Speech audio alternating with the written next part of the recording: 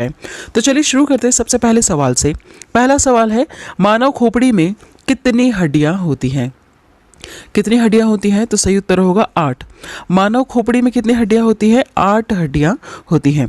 अगला सवाल देखिएगा, अगला सवाल है, मनुष्य का हृदय कितनी बार धड़कता है?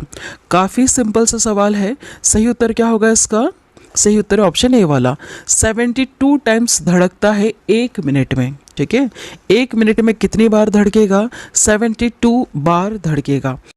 अगला सवाल है, स्वस्थ मनुष्य की श्वसन दर लगभग कितनी है? कितनी है? तो सही उत्तर होगा 16 से 18 बार है। स्वस्थ मनुष्य की श्वसन दर कितनी है? 16 से 18 बार है। अगला सवाल है, मस्तिष्क का वजन कितना होता है? कितना होता है? सही उत्तर क्या होगा इसका? ऑप्शन डी वाला, 1350 से लेकर 1400 ग्राम इतना मस्तिष्क का वजन होता है। ठीक है, मनुष्य की बात करें हम, कितना वजन होता है? तो 1350 से लेकर 1400 ग्राम तक वजन होता है। अगला सवाल है, मानव शरीर में सबसे बड़ी हड्डी कहाँ होती है? काफ़ी ज़्यादा महत्वपूर्ण सवाल है और कई बार एग्जाम में पहले भी पूछा जा चुका है। देखिए सही उत्तर क्या होगा इसका? इसका सही उत्तर है फीमर। जांग में जो हड्डी होती है सबसे बड़ी, उसको फीमर कहा जाता है। यह मानव शरीर की सबसे बड़ी हड्डी है। क्या नाम है? फीमर। कहाँ पाई जाती है? जांग में। अगला सवाल देखिएगा, मानव शरीर में सबसे छोटी हड्डी कहाँ होती है? सबसे छोटी हड्डी कहाँ पर है?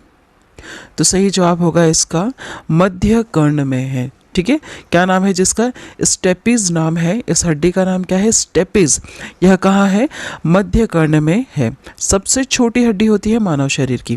अगला सवाल है, मानव शरीर में सबसे मजबूत हड्डी कहाँ होती है? सबसे मजबूत की बात हो रही है, तो सही उत्तर क्या हो जाएगा? जबड़े की हड्डी। जो हमारा जबड़ा है, इसकी जो हड्डी है, यह सबसे ज़्यादा मजबूत हड्डी होती है। अगला सवाल है, शरीर का सबसे कठोर तत्व कौन सा है? सबसे कठोर तत्व की बात हो रही है, तो सही जवाब होगा एनामिल। एनामिल सबसे कठोर तत्व है। अगला सवाल है, मनुष्य के सौंदर्य का अध्ययन क्या कहलाता है? बहुत सारे अध्ययनों का अलग अलग नाम है, तो मनुष्य के सौंदर्य का अध्ययन क्या कहलाता है? सही जवाब क्या होगा इसमें से? सही जवाब है ऑप्शन सी वाला, कैलोलॉजी। नाम है कैलोलॉजी। यह मनुष्य के सौंदर्य का अध्ययन कहलाता है, कैलोलॉजी। अगला सवाल है, सामान्य मनुष्य का रक्तचाप कितना होता है? यह सवाल काफ़ी ज़्यादा महत्वपूर्ण है। सही उत्तर क्या होगा इसका? ऑप्शन सी वाला, 120/80 मिलीमीटर। सामान्य मनुष्य का रक्तचाप कितना होना चाहिए? 120/80 मिलीमीटर। अगला सवाल है, शरीर में रक्त परिभ्रमण में कितना समय लगता है? कितना समय लगता है? तो सही उत्तर होगा 23 सेकंड्स लगते हैं। शरीर में रक्त परिभ्रमण करने में कितना समय लगता है? 23 सेकंड लगता है। ठीक है, अगला सवाल देखिएगा, मानव शरीर में जल की मात्रा कितनी होती है? कितनी होती है? तो सही उत्तर होगा इसका ऑप्शन ए वाला, 65 से लेकर 80% मानव शरीर में जल की मात्रा होती है। याद रखिएगा, यह सवाल भी कई बार एग्जाम में पूछा जा चुका है कि मानव शरीर में जल की मात्रा कितनी होती है? कितनी होती है? सही उत्तर हो जाएगा 65 से लेकर 80% तक होती है। अगला सवाल है, रक्त की मात्रा शरीर के भार का कितना प्रतिशत होता है? कुछ इस तरह से सवाल पूछा है आपसे कि रक्त की जो मात्रा है, यह शरीर के भार का कितना प्रतिशत होता है? सही उत्तर क्या हो जाएगा इसका? इसका सही उत्तर है 7% होता है। कितना होता है?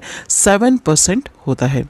अगला सवाल है, मनुष्य में रक्त की मात्रा कितनी होती है? उसके शरीर में रक्त की मात्रा कितनी होती है? तो 5 से लेकर 6 लीटर तक होती है। ठीक। अगला सवाल है, मानव रक्त क्षारीय का पीएच मान कितना होता है? कितना होता है? याद रखिएगा, सही उत्तर है इसका 7.4 पीएच मान होता है। मानव रक्त का पीएच मान कितना है? 7.4 है। अगला सवाल देखिएगा, रक्त को शुद्ध करने वाला अंग कौन सा है? रक्त को शुद्ध कौन करता है? तो सही उत्तर होगा इसका किडनी। किडनी शुद्ध करती है रक्त को। ठीक है, अगला सवाल है, लाल रक्त का कण का जीवन काल कितने दिन का होता है? जो रेड ब्लड सेल होते हैं, उसका जीवन काल कितने दिन का होता है? सही उत्तर क्या होगा इसका? इसका सही उत्तर है 20 से लेकर 120 दिन तक लाल रक्त का कण जीवित रहता है। ठीक है, कितने से कितने दिन तक?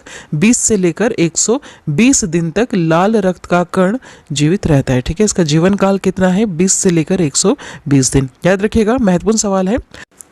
अगला सवाल है, श्वेत रक्त कण का जीवन काल कितने दिन का होता है? व्हाइट ब्लड सेल जो होते हैं, इसका जीवन काल कितने दिन का होता है? तो 2 से लेकर 4 दिन का होता है। अगला सवाल देखिएगा, सर्वदाता रक्त समूह यूनिवर्सल डोनर कौन सा ग्रुप होता है? कौन सा ऐसा ब्लड ग्रुप वाला व्यक्ति है जो अपना ब्लड हर किसी को दे सकता है? तो ओ वाले व्यक्ति जो है, जिसका जो ब्लड ग्रुप है ओ पॉजिटिव है या फिर ओ है, वह व्यक्ति अपना जो ब्लड है वह किसी को भी दे सकता है, किसी भी ज़रूरतमंद इंसान को दे सकता है। अगला सवाल पूछा है, सर्वग्राही रक्त समूह यूनिवर्सल रिसेप्टर कौन सा होता है? कौन सा होता है ऐसा ब्लड ग्रुप जो हर किसी ब्लड को एक्सेप्ट कर ले? ऐसा व्यक्ति जिसका ब्लड ग्रुप अगर ए बी है तो वह व्यक्ति किसी भी ब्लड को ग्रुप वाले व्यक्ति का ब्लड अपने में एक्सेप्ट कर सकता है। मतलब अगर उसको कोई प्रॉब्लम हो गई, एक्सीडेंट वगैरह हो गया, ए बी वाले ब्लड ग्रुप व्यक्ति को उसको ब्लड की ज़रूरत है, तो ज़रूरी नहीं है सिर्फ उसको ए बी दोगे तभी चलेगा, उसे आप कोई सा भी ब्लड दे सकते हैं जीवित रखने के लिए। ठीक है, समझ में आ रहा है आपको? चलिए अगला सवाल है, भोजन का पाचन क्रिया कहाँ से प्रारंभ होता है? कहाँ से प्रारंभ हो जाता है? तो यह मुंह से ही प्रारंभ हो जाता है। जैसे ही आप खाना खाते हैं, मुंह से ही इसका जो पाचन क्रिया है, जो प्रोसेस होती है, वह शुरू हो जाती है। अगला सवाल है, पचे हुए भोजन का अवशोषण किस आंत में होता है? किस आंत में होता है? तो सही जवाब क्या हो जाएगा? छोटी आंत में होता है। जो छोटी आंतें हैं, इसमें पचे हुए भोजन का अवशोषण होता है। अगला सवाल है, पित्त किस अंग द्वारा स्त्रावित होता है? किस अंग द्वारा स्त्रावित होता है? तो यह यकृत द्वारा स्त्रावित होता है। अगला सवाल देखिएगा, अगला सवाल है, शरीर की सबसे बड़ी ग्रंथि का नाम बताइए। सबसे बड़ी ग्रंथि का नाम क्या है? तो सही जवाब हो जाएगा इसका यकृत। लीवर जो है यह सबसे बड़ी ग्रंथि है हमारे मानव शरीर की। अगला सवाल है, शरीर का सबसे बड़ा अंग कौन सा होता है? सबसे बड़ा अंग क्या है? तो त्वचा है सबसे बड़ा अंग।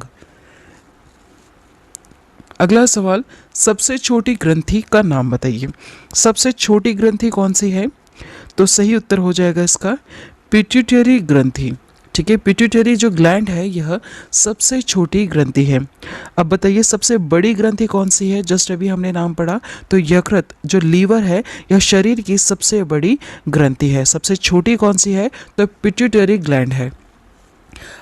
अगला सवाल है, रक्तचाप मापने का यंत्र कौन सा है?